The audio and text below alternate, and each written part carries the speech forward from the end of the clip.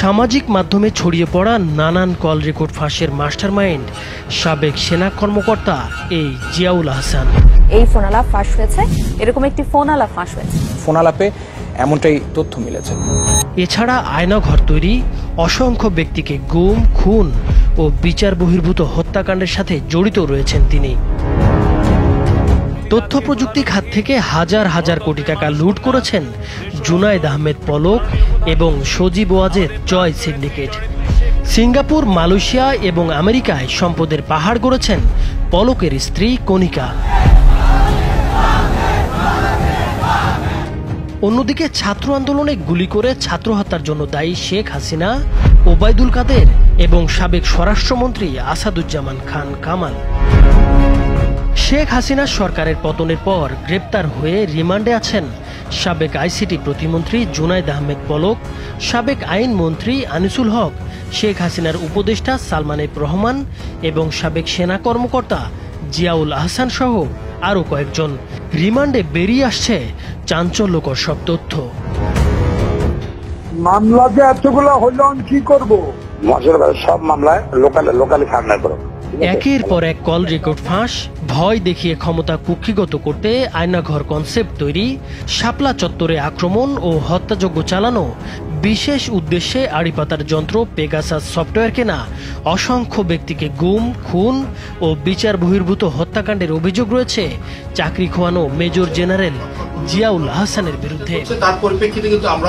8 দিনের রিমান্ডে আছেন তিনি।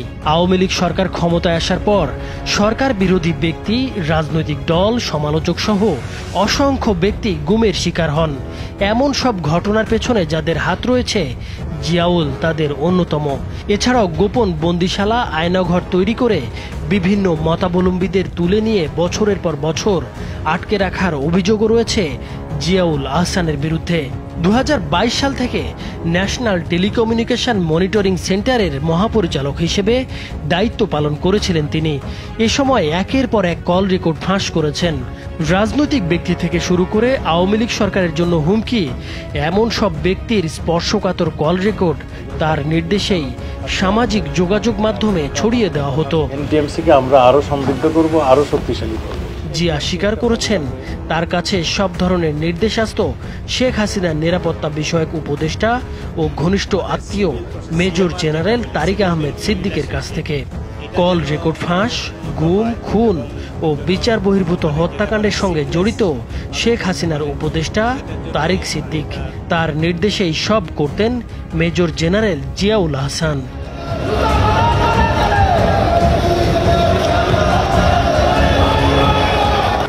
মুখ খুলতে শুরু করেছেন সাবেক আইসিটি প্রতিমন্ত্রী জুনায়েদ আহমেদ পলকও।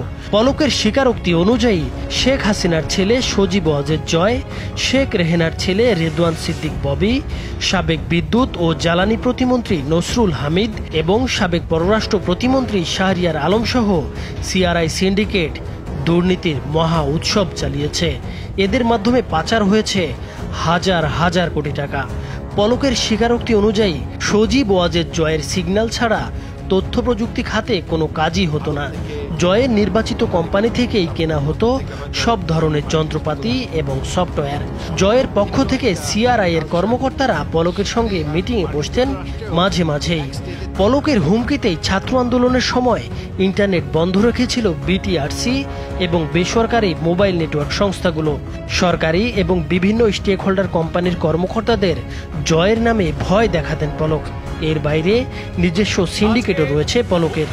ডিজিটাল বাংলাদেশ, A2I প্রকল্প, Sheikh Russel digital lab, high tech park, IT park তৈরি নামে হাজার হাজার কোটি টাকা লোপাট করেছে পলক সিন্ডিকেট।